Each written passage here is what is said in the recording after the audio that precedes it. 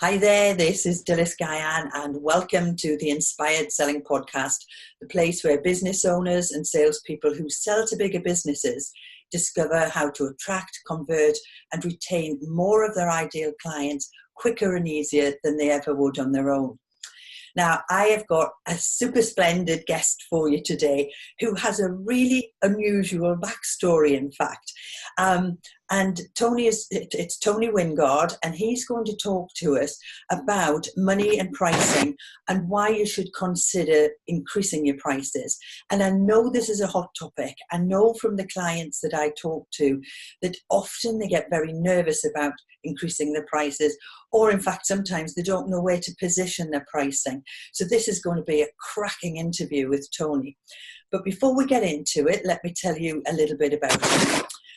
Tony spent 15 years as a club DJ working at iconic venues in London, around UK and abroad, including Holland, France, Norway, Japan, Hong Kong, and many other countries. And he's also performed as the DJ at prestigious wedding venues, including Claridge's, the Savoy, Grosvenor House, Emirates Stadium. I mean, come on, what fantastic venues they are. He's also performed for well-known corporate brands and celebrities, ranging from the cast of EastEnders to the Sultan of Brunei. He is a regular speaker at DJ shows around the UK, including the world's biggest DJ show, BPM Pro. And now Tony helps people from different industries to increase their value and their prices through his keynote talks and the workshops that he delivers. So I said to you that Tony had a very unusual background, and I can't wait to get to hear more about that backstory. So welcome, Tony. Hello, Dylis. How you doing? I'm good, thank you. It's great to have you on the show, and I just can't wait to hear more about this. So share your backstory with us. Tell us how you got to where you are now and where you have been in the past. Okay, I'll try and make it as brief as possible, because otherwise we'd be here for the next 2 weeks. Yeah. So as you mentioned, I DJ'd abroad for a long time and had a fantastic time working all around the world. And being sort of living in 5-star hotels and everything being done for me, and it was great, but it did eventually get boring. It was the same, and so I just eventually got tired of it. So after I'd been away a long time, I decided I was going to return to England, and I returned to England in 1998, and I was really out of touch with how things were in the UK, and I decided I didn't want to be a club DJ anymore. And so I came back here and I was quite unsure what it was I was going to do. And I didn't really know anyone in that industry, which was good in a way, because I didn't want to continue doing that. But almost as soon as I got back, I started being offered jobs to be a wedding DJ. And for someone who's not a DJ, on the face of it, they're pretty similar at being a club DJ or a wedding DJ, but there's actually a vast difference between them. But I didn't really know what to charge. So I just charged what everyone else was charging, which was £150 per wedding. And one day I was doing a wedding in a venue in central London, and the venue owner came up to me and asked me how much I charged. I said 150, and he said, well, you must be crazy. I have DJs charging double that regularly. Why are you charging so little? So I'd been getting some similar comments, and so I thought, okay, I need to change my prices. So I doubled my price. And at the time, I didn't realize this at the time. I can see it now, but every single person I gave a price to booked me immediately, which now tells me I was way too cheap. But I didn't realize that at the time. It was just it was great that everyone booked me. I thought, oh, well, I must be good because everyone's booking me. But I think the reason everyone was booking me because I was way too cheap. And from that period, and that was around about the year 2000, something like that, over the next 15 years after that, I went through a series of kept increasing my price and kept increasing my price. And I would regularly do workshops and courses to add new skills to my repertoire. So I was learning about sort of public speaking, learning how to be a master of ceremonies, acting, comedy, improvisation, social, with emotional intelligence. I mean, all sorts of different things, social media. And I just really added my skill set, and that helped me to increase my price, because I was giving a very different service to my clients that most DJs were giving. And so it got to the point where 15 years after that conversation I just mentioned to you, I was charging more than 15 times what I had been charging at that point.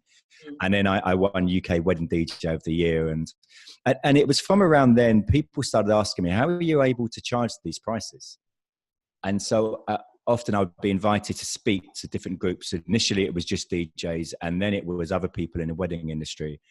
And I would just sort of give seminars about how you can increase your prices. And I took people through a series of steps. And one day, a professional speaker saw me do that, and he said, listen, what you're speaking about is relevant to everyone, not just DJs. So he helped me create a much stronger talk. And yeah, so that's basically the story. Fantastic, absolutely fantastic. And it really resonates because, you know, I'm just thinking immediately of my son-in-law and my daughter who've got their own business. They've got to build a carpentry business. And in the very beginning, he was charging like rock bottom prices. He said, yes, but that's all you can get for a chippy. And I said, but you're not just a chippy. You know, he was doing magnificent work, bespoke kitchens, old conservatories, fabulous work, but he had this mindset that that was all he could charge. And I see that very often with my clients, you know, who are selling to corporate businesses, that it really is a mindset thing, and they feel, well, maybe I'm not good enough to be able to charge a higher level. And you're kind of confirming that sort of thinking, as you've just explained your background there. So tell us, why should people increase their prices? There's so many reasons. One of the, I don't know where to start, because there are so many reasons. So one reason is often when... Top five. Use your top five. I mean, one is if you are charging a low price, often that means you're having to put in very long hours to make ends meet. And that reduces your quality time with your family, with your friends, and it puts more pressure and stress on you as well. But another reason is by having to do a lot more work than maybe most people would like, it then often reduces the quality of that work, because you're just trying to get through as many jobs as possible. So maybe you're not able to put as much time into those jobs as you would really like to. So therefore, you might only be meeting clients' expectations rather than exceeding their expectations. And so you're probably going to get less testimonials and referrals. And just the general stress that you're going to be getting from all of that whole situation, it just kind of builds up. And that's where people start to get strokes and many other conditions, because things are just getting too much for them. Yeah, indeed. And again, this particularly resonates with my son-in-law, that he was working all the hours and he was really scared to put his prices up. But when we talk about the fact that actually, you know, if you doubled your prices, you would earn the same amount working for half the amount of people. And that was really when the penny dropped for him. Yeah. And that he could see the value of what he was bringing. That allowed him mentally to be able to make that shift. And so what else do you think stops them then from putting their prices up? I know that I'm just giving an example there of my son-in-law. So you hit the nail on the head before when you said it's about mindset, because it's about mindset. And we all have a number of self-limiting beliefs we all have different self-limiting beliefs. But often we you know, there's the whole imposter syndrome, that we don't think that we're good enough, or we look at other people and we think that they're much better. Oh, I couldn't charge what they're charging because they've been doing it longer, or they do this and I don't do that, or whatever it might be. We tell ourselves that, you know, we stop ourselves from trying to increase prices because of all these crazy things that we tell ourselves. Often, many of us as children, we're told that you have to work really hard in order to earn good money. But I'm sure everyone listening to this knows someone who doesn't particularly work very hard, but is earning very good money. So it's about working smarter rather than working harder. Yeah. And once you start to realize, actually, I'm in control of what I charge. It's not other people. Too many people think I can't charge more because no one else that does what I do charges more. And so therefore they're not really in control of their pricing. But once you have that light bulb moment, as you just mentioned with your son, where you realize that, wow, if I actually charge more, I can work far less. And then you can start to be selective about who you work with. Because when people charge a minimum fee, a really low fee, they end up working with anyone. And that inevitably means they're going to work with people they don't really enjoy working with. And that just leads to all sorts of problems. Mm-hmm. And again, this is really making me smile because I remember having a conversation with my son-in-law probably 2 or 3 years into him starting his business. And I just asked him how things were going. And he said, horrendous. He said, I'm sick to death. I wish I'd stayed in my employed role. And I said, what on earth for? He said, because, well, there was a number of reasons. One was that people would ask for jobs to be done, and they would ask for a quote, and we put like hours into putting a quote together, only to find that they didn't have enough money. And then there were late payers. There was payers there were people who wanted jobs doing throughout the job, but they didn't want to pay at the end. And then he said, and then there were jobs that I even hated doing. And this was all because he was just working with anybody and everybody rather than being more selective about who we wanted to work with and those ideal clients that would be prepared to pay more anyway.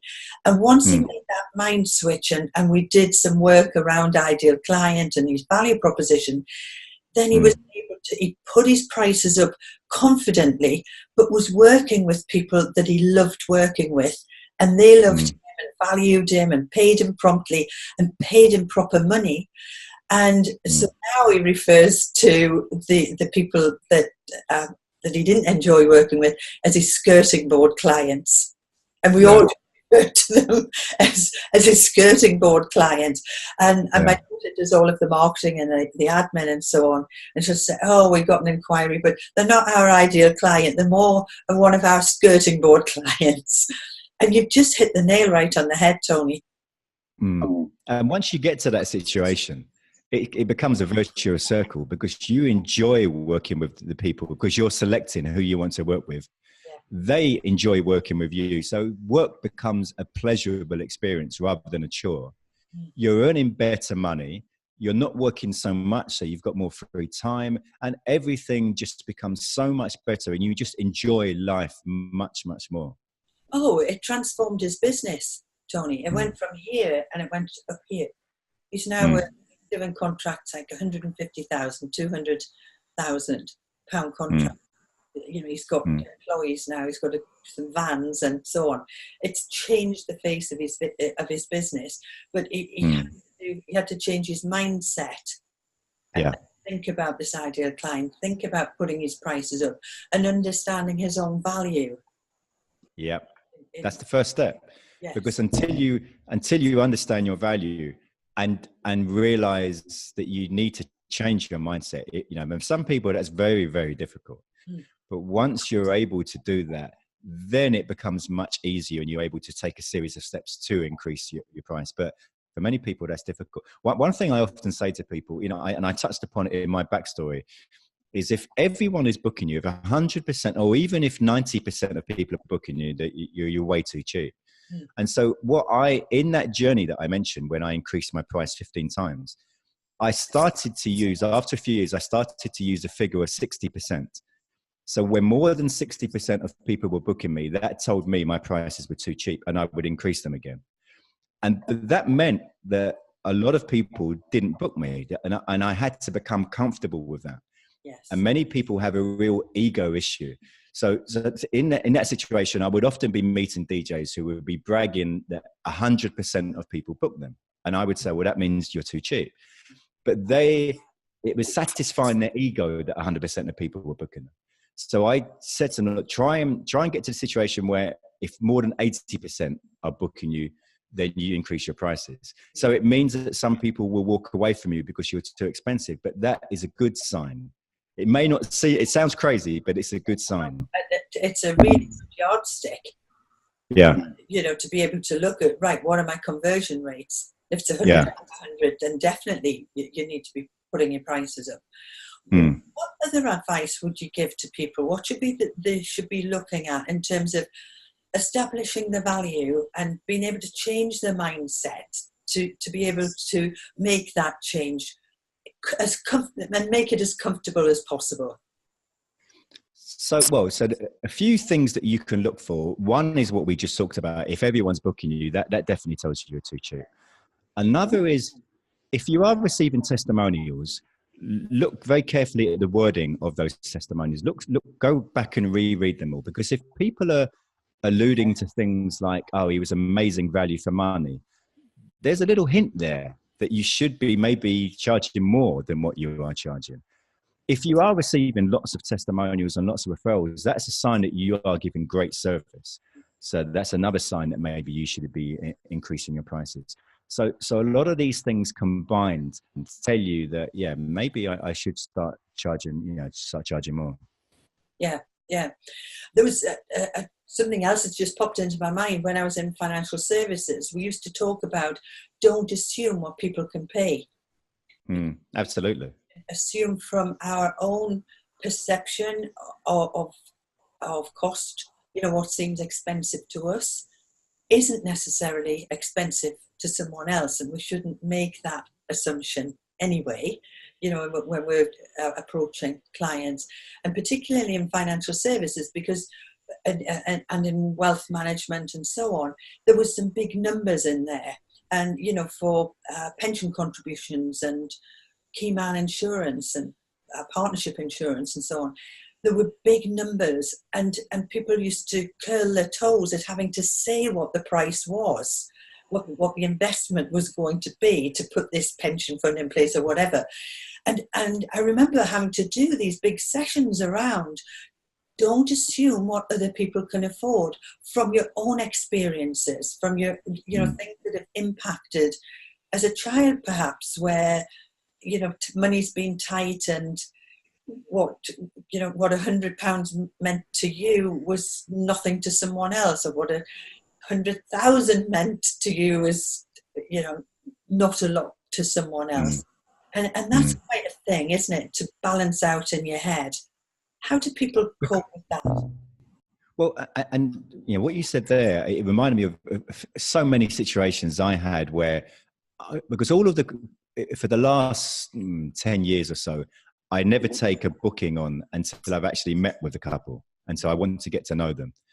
And there were, I don't know how many, there was at least 3 or 4, maybe 5 times where I'd go into a meeting and immediately I'd look at them and, and I'd judge them. I mean, I know that's wrong, but I in my head, I was judging, can they afford what I charge? I'd look at maybe their house or whatever it might be. And it's ridiculous, but I was thinking, there's no way these people are going to afford my prices. And I'll give you one particular story where one couple, as I went in, he met me and he turned out he was a driver for the council. They had 4 kids under the age of 5. There was nappies everywhere. The house was chaotic. His wife wasn't working because, she had 4 kids under 5 years old. And I just thought, and at the time I was charging £2,000 for a wedding. I thought, there's no way these guys are going to pay that money. But they did. And and the reason why, he gave me his backstory about how he'd booked DJs in the past for his 16th birthday and his 18th birthday, and he'd had really horrific situations with both of those. And both of those were very cheap DJs. And so then he made a mental note that if he ever booked a DJ again, he would look for a much better DJ, one of the best DJs. And that's the reason he booked my price. And on the wedding day, it was really clear that I was probably the most expensive service because he hadn't spent much on a photographer or the venue or the food, but entertainment was important to him. So that's why he allocated a much bigger percentage of the overall budget to the entertainment than most people would. And so, yeah, that taught me, and I've had that situation in many other times where I've made a judgment, they can't afford what I'm charging, and it was completely wrong. Yeah.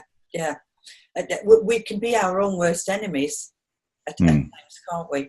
And it's important also, if you are looking to put your prices up, that you understand the value that you're bringing. And you've just explained that in your story there, that the value that you brought to someone that was very important to him. And was that a referral, or had you just found out about you online? I can't remember actually, because that was a few years ago. I can't remember how we found out. Yeah. But I always say, no one will pay £500,000 if they think they've got a £50 problem. Yeah. You've got to ask the questions to identify for them to be able to see the value that you bring, to then be able to put your, confidently state what your price is going to be. Yeah. So there are any other things around mindset, around money and pricing that you would want to share, Tony? Yeah, I would think because many people have the whole problem about trying to decide on what their value is and the whole imposter syndrome.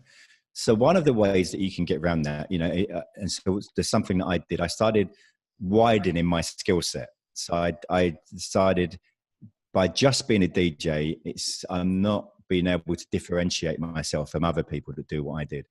So that's the reason I started to do so much training. I went to Toastmasters, I did workshops and courses and so on.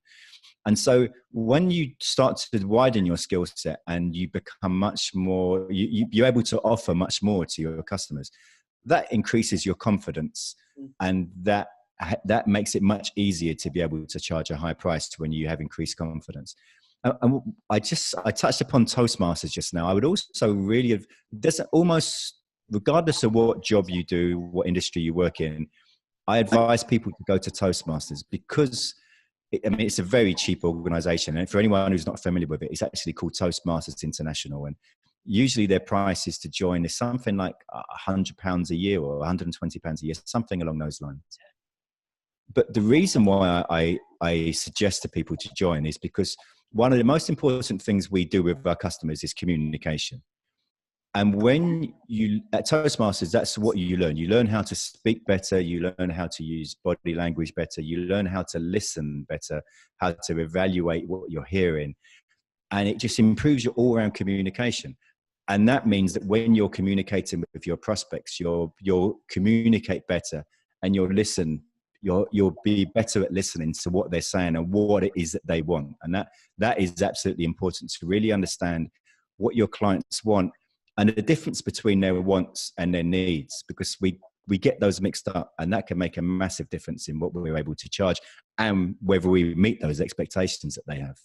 Yes, absolutely, indeed.